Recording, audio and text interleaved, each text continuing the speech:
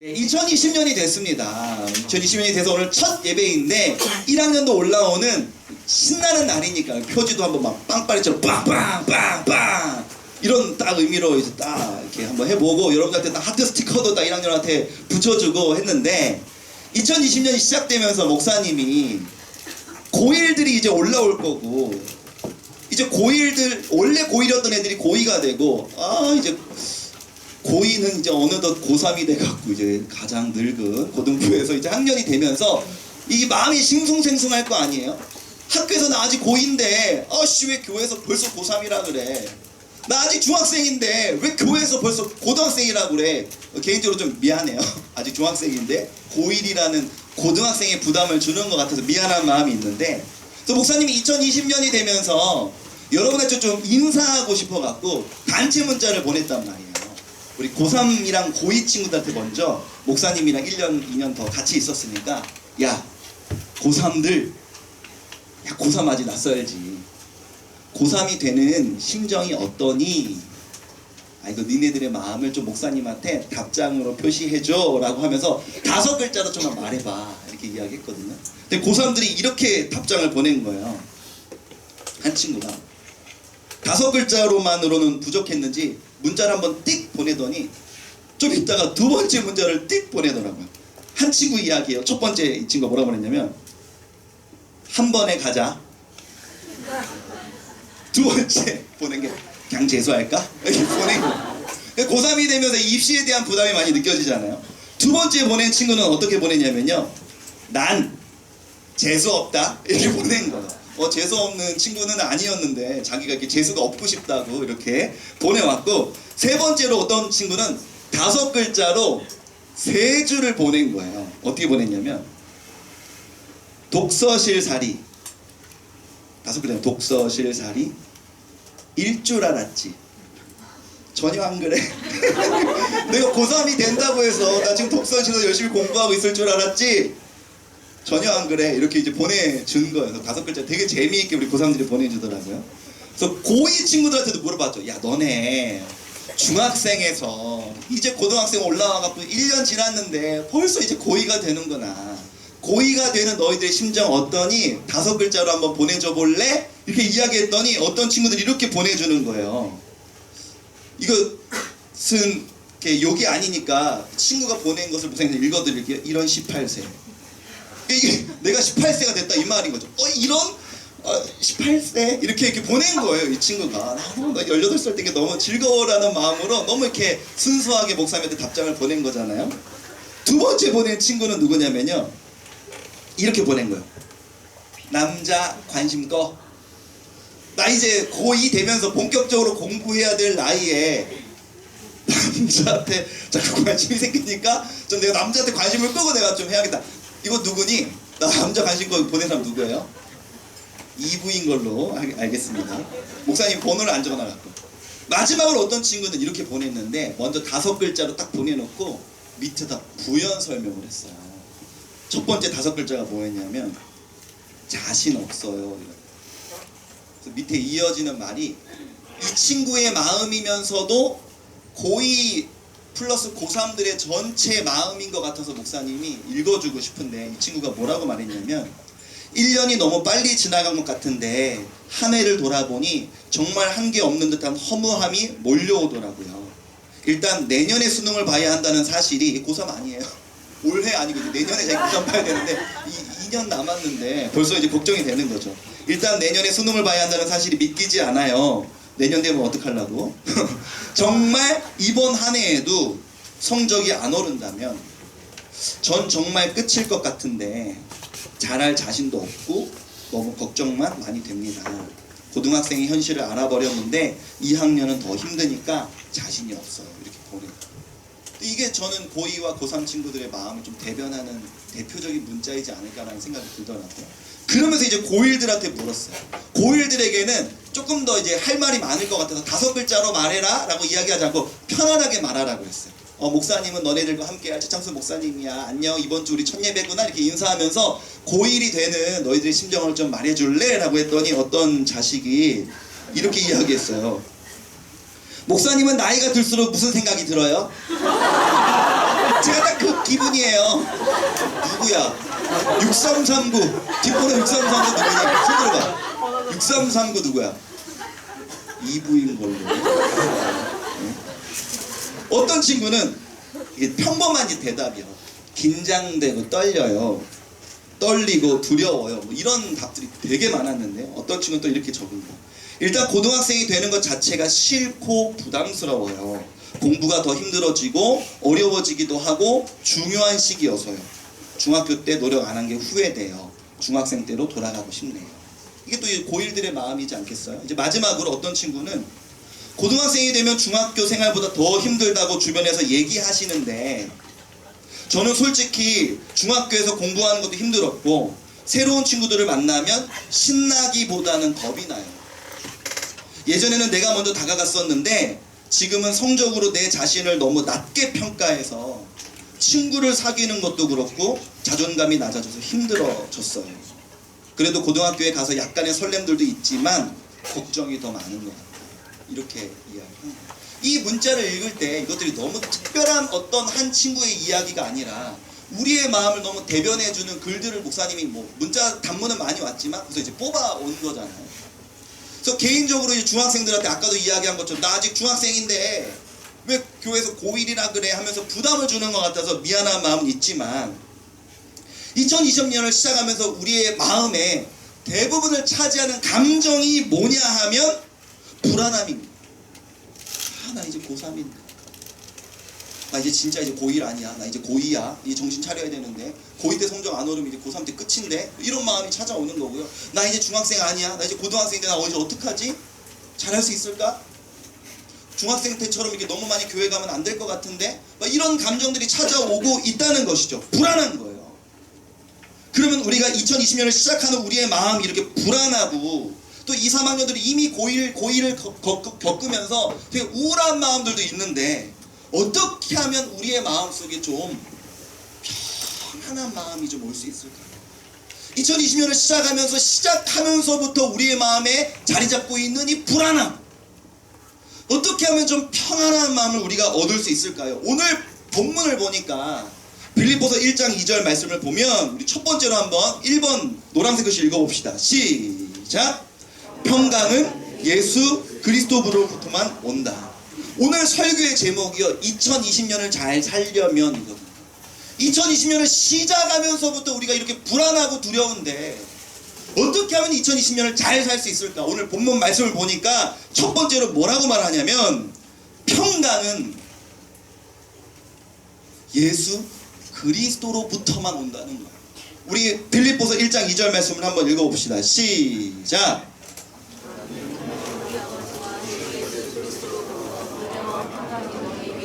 빌립보서는요 끝자리가 서잖아요. 서 편지거든요. 편지 서자예요. 바울이요 빌립보 교회 성도들한테 편지를 보내면서 축복을 빌고 너희들이 평강을 얻기를 평안하기를 마음에 불안하지 않고 늘 마음속이 평안함으로 가득하기를 내가 원한다라고 축복하는 인사인데요. 그 축복하면서 그 평강이 어디로부터 온다고 이야기하고 있습니까?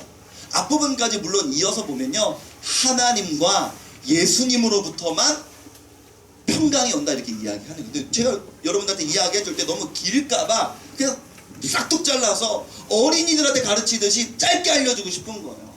우리의 마음의 평안은 어디로부터만 오는가? 예수 그리스도.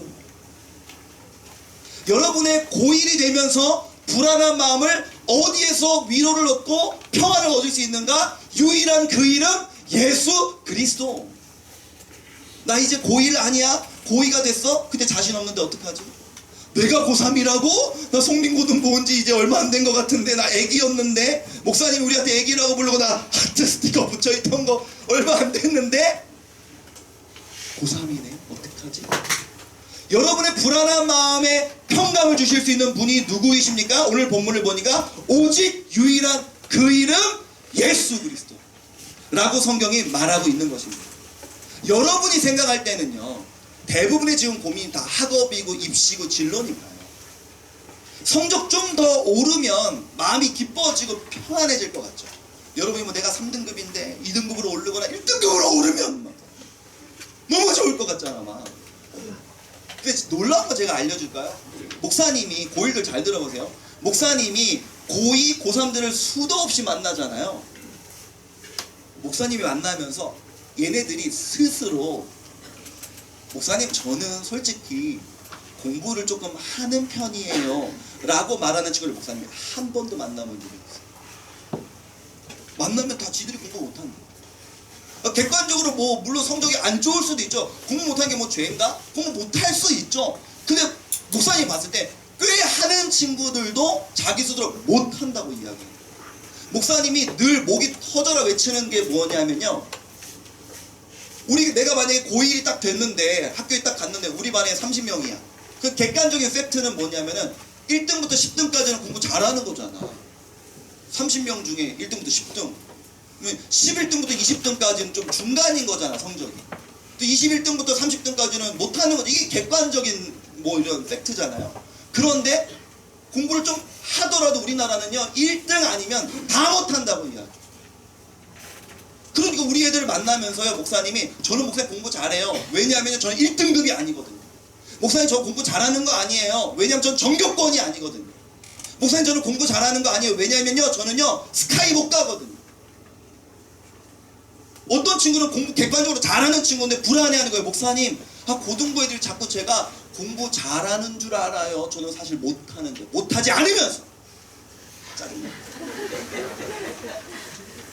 공부 못하는 사람은 어떻게 뭐 이렇게 서로 살겠나?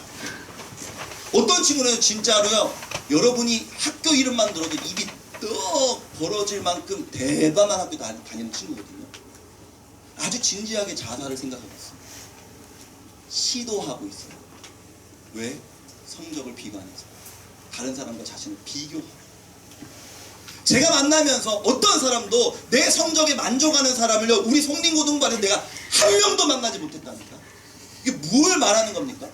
성적 내가 조금 오르면 행복해지겠지? 나 성적 내가 생각하는 것만큼 조금 올리면 나 평안해질 것 같아? 아니라는 거예요. 왜냐하면 인간의 마음에는 조금만 더가 있거든. 조금만 더 올랐으면 좋겠어. 오르면 조금만 더 올랐으면 좋겠어. 오르면 조금만 더 올랐으면 좋겠어. 물질도 마찬가지죠. 좀 부유해지면 조금만 더 벌면 행복할 것 같은데, 조금만 더 있으면 좋겠는데, 조금만 더를 외치기 때문에 인간의 마음에 욕망이 가득하기 때문에요, 성적 오르는 것으로, 돈을 더 많이 버는 것으로 여러분의 마음속에 절대로 평강을 얻을 수 없습니다. 어떻게 하면 평강을 얻을 수 있는가? 오직 유일한 그 이름, 예수 그리스도. 여러분들이 고등학교 생활 동안 예수님의 이름, 그 이름 붙잡고 나아갈 때 우리의 삶 불안하고 여전히 고등학생으로서 힘들겠지만 그 안에서의 평강을 얻게 될 수 있을 줄로 믿습니다. 고1들 잘 들으세요. 고1들이 이렇게 오늘 첫 예배 때 나왔지만 여러분들이요, 3, 4월에 인원이 수두둑 떨어집니다. 왜냐하면요, 중학생이었다가 고등학생이 되면서 3월, 4월에 막 긴장되고 힘들고 막 우울하고 막 그러거든요. 주일날 학원 가야지. 아니면 나 일주일 동안 늦잠 한 번도 못 자는데 주일이라도 늦잠 자야지 하면서 교회를 안 오기 시작한단 말이에요. 그게 3, 4월이에요. 여러분들이 믿음을 잘 붙잡지 않으면 여러분들 믿음 안에서 분명히 3, 4월이 다 떠나갑니다. 옆 친구와 이렇게 인사합시다. 고2, 고3들 포함해서 서로 옆에 있는 친구들 한번 얼굴 바라보세요. 이렇게 인사합시다. 1년 내내 내 옆자리에 있어줘. 손 토닥토닥 하면서 시작. 한 번 더. 옆에 반대쪽에 있는 친구와 1년 내내 내 옆자리에 있어줘. 시작. 올 1년도 우리가 믿음 안에서 잘 버팁시다. 단문 이렇게 왔다고 했잖아요. 단문이 왔는데 한 친구, 고3 친구 단문을 좀 소개를 좀 마지막으로 좀 할게요. 고3 친구가 이렇게 보낸 거예요. 목사님이 아까 고3이 되는 기분이 어때? 5글자로 보내줘, 이렇게 단문을 보내줘, 이렇게 했다고 했잖아요. 그 친구가 뭐라고 말했냐면 5글자. 고3 위주의. 이렇게 고3 위주의. 내가 고3이 되는 것, 고3이 되는 현실, 힘들고 우울하고 여전히 내 숨을 옥죄이는 것 같겠지만 그 위에 주님이 계신다. 그 주님이 나와 함께 하시니 힘든 고3 생활 동안 2020년 버틸 수 있겠다. 내 안에 평강이 있을 수 있겠다 라는 이 친구의 고백이 여러분의 고백이 되기를 주님의 이름으로 축복합니다. 2020년을 잘 살려면 어떻게 해야 된다고요? 불안함과 두려움으로 가득 차 있는 여러분에게 성경이 권면하는 첫 번째 권면은요, 평강은 오직 예수 그리스도로부터만 온다는 사실을 기억하시길 바랍니다. 두 번째 한번 읽어봅시다. 시작. 신앙 공동체 안에서 사랑을 주고받아. 무슨 말이냐면요, 여러분 빌립보서 1장 1절을 보면요, 다 읽지 않고 노란색 글씨만 봅시다. 그리스도 예수의 종 바울이라고 이야기 안 해요.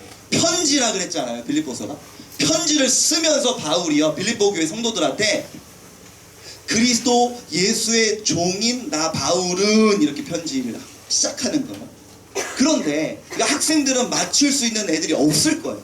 여러분 무시해서 그런 게 아니라 못 맞출 거예요. 학생일 때 맞추는 건 불가능하고, 이거 맞히면 이상한 거예요. 이상한 건 아니지만 내가 학생일 때는 절대 못 맞췄을 거예요.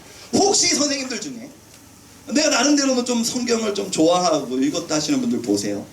빌립보서의 이 사도 바울의 자기소개는요, 다른 서신서들과는 조금 다른 거예요. 뭐가 다를까요? 그리스도 예수의 종 바울? 너무 평범한 인사인데, 평범한 자기소개인데 이게 다른 거랑 뭐가 다르다는 거야? 다른 게 뭘까요? 다른 편지들이랑 조금 다른 거예요. 그럼 다른 편지를 한 절 읽으면 답이 나오겠죠. 갈라디아서 1장 1절입니다. 갈라디아서 1장 1절 한번 읽어봅시다. 그 뒷부분 노란색 글씨만 읽어볼게요. 시작. 네, 앞에 흰색 부분까지 조금 더 읽어주면요, 요약해서 읽어주면요, 예수 그리스도와 하나님 아버지로 말미암아 사도된 바울은 이렇게 얘기합니다. 빌립보서에서는 바울이 자기를 뭐라고 표현했어요? 종이라고 이야기했는데 갈라디아에서는 자기를 뭐라고 이야기합니까? 사도라고 이야기하죠. 사도 바울이요, 편지 쓸 때 다른 모든 서신서에서 자기를 사도라고 표현합니다. 왜 그랬는지 아세요? 여러분 사도 바울은요, 예수님의 12제자가 아니에요. 예수님과 같이 있지 않았다고요. 예수님과 만나면서 3년 동안 동고동락하지 않았어요. 그러니까 주변 사람들이 보면서 뭐라고 말하는지 알아요? 야, 네가 사도야? 네가 사도인 줄 우리가 어떻게 알아? 너 예수님 봤어?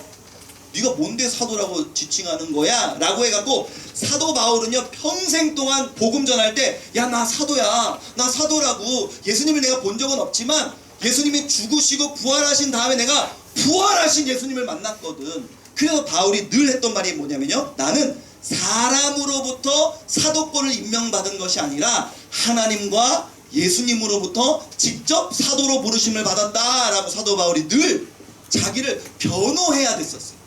나 사도라니까 믿어줘. 나 사도야 믿어줘. 나 사도야 사도. 자기 자신에 대해서 다른 사람에게 뭔가 설명해야 되고 증명해야 되고, 내가 좋은 사람이고 나쁜 사람 아니고 진짜하고 가짜가 아니라는 것을 증명하기 위해서 부단히 애쓰는 삶을 살았어야 했는데, 빌립보 교인들 앞에서는 그럴 필요가 없었다. 빌립보 교회 교인들이 바울을 있는 모습 그대로 그냥 확 받아줬거든요. 당신 사도 맞아요. 우리 인정합니다. 하나님께서 당신을 그렇게 부르셨다고 저희는 확신해요 라고 하면서 바울을 어떤 의심도 하지 않고 있는 모습 그대로 바울이라는 사람을 빌립보 교회 성도들이 확 받아준 거예요. 마음에 담아버린 거예요. 그러니까 바울이 너무 고맙고 기쁘잖아요. 그래서 빌립보서는요, 사도 바울의 빌립보 교회를 향한 너무나 끈끈한 사랑이 담겨있는 책이에요. 그래서 3절을 한번 읽어봅시다. 시작. 내가 너희를 생각할 때마다 나의 하나님께 생각만 해도 좋다. 빌립보 교회 성도들이요, 나는 여러분들을 생각만 해도 좋습니다. 4절 읽어봅시다. 시작. 내가 하나님 앞에 기도할 때마다 여러분을 위해 기도하는데 희죽희죽 웃음이 납니다. 너무 좋아. 빌립보 교회 성도들만 생각하면 기분이 좋아. 여러분이 오늘 하루가 너무 고단했는데 집에 가서 눈을 딱 감으면 기도하는 시간마다 송림고등부가 생각이 나고, 송림고등부 선생님이 생각이 나고, 송림고등부 학생들이 생각이 나고, 송림고등부 목사님이 생각이 나면서 피식피식 웃게 된다면 그게 얼마나 아름다운 관계입니까? 서로를 조건 없이 의심하지 않고 그냥 마음에 넣어버린다는 것이 무엇이냐고. 그 얼마나 놀라운 기쁨입니까? 학교 가서 늘 친구와의 관계 때문에 긴장하는 우리. 그래서 1장 7절에 보면 바울이 이렇게 고백하는 겁니다. 우리 노란색 글씨만 읽어봅시다. 시작.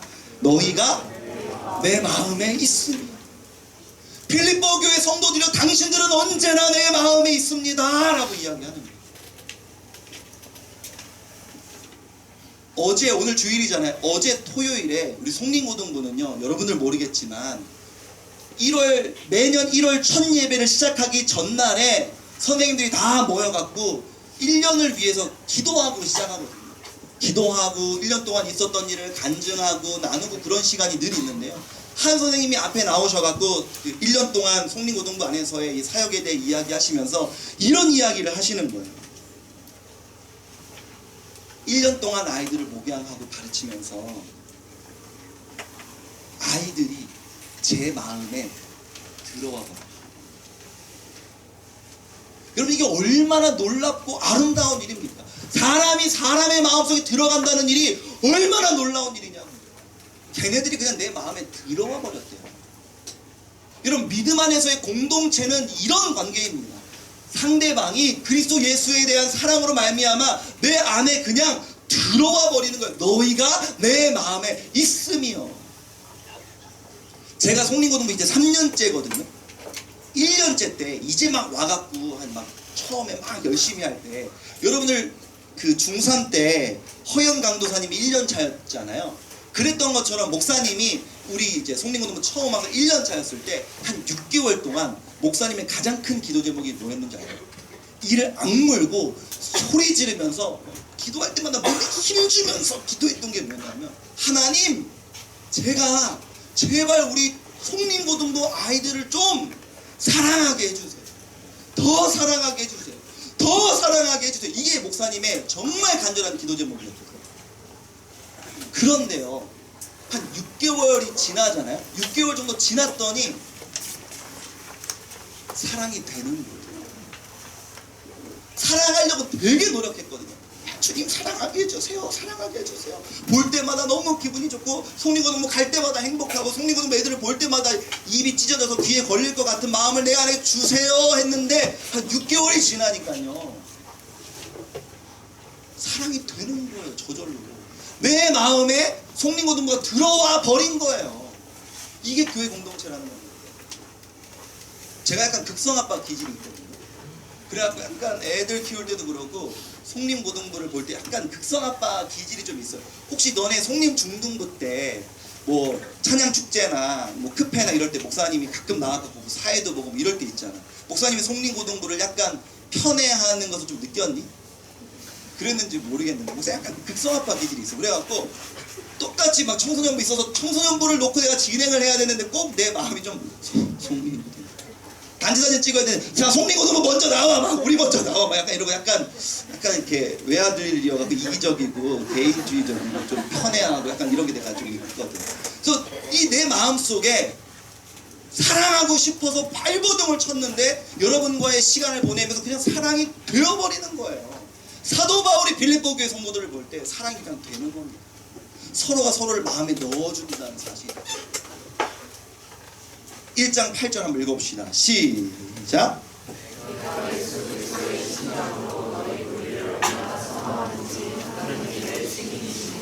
내가 예수 그리스도의 심장으로 너희를 얼마나 사랑하는지 하나님이 내 증인이시라.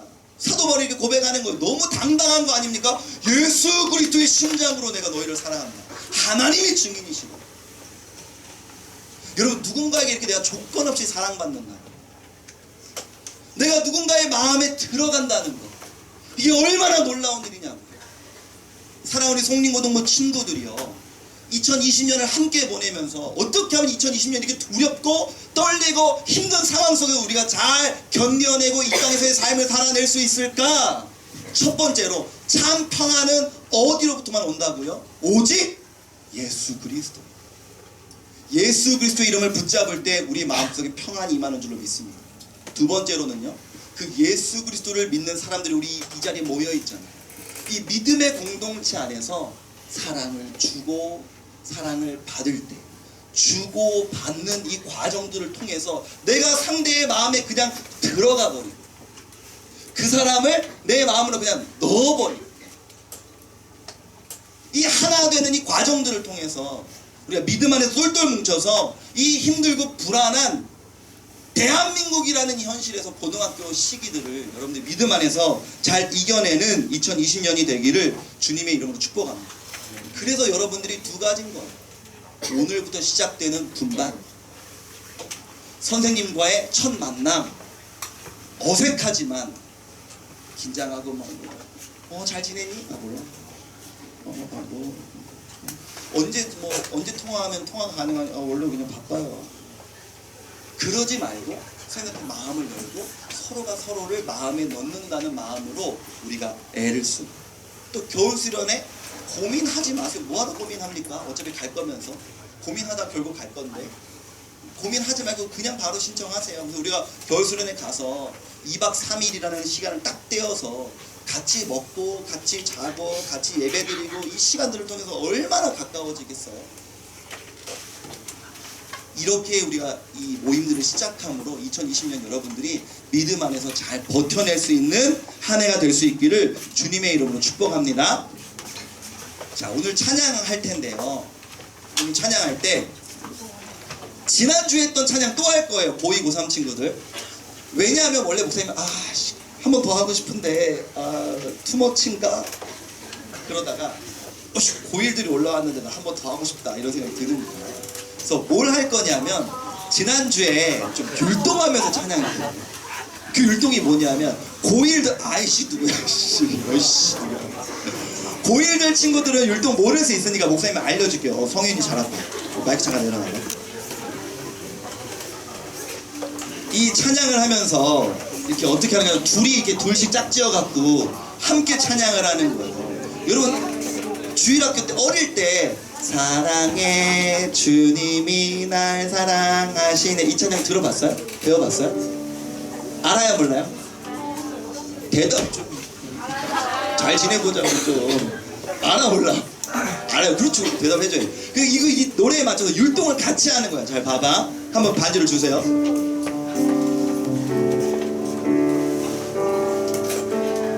사랑해 하트 주님 손잡고 올리는 거예요. 날 사랑하시네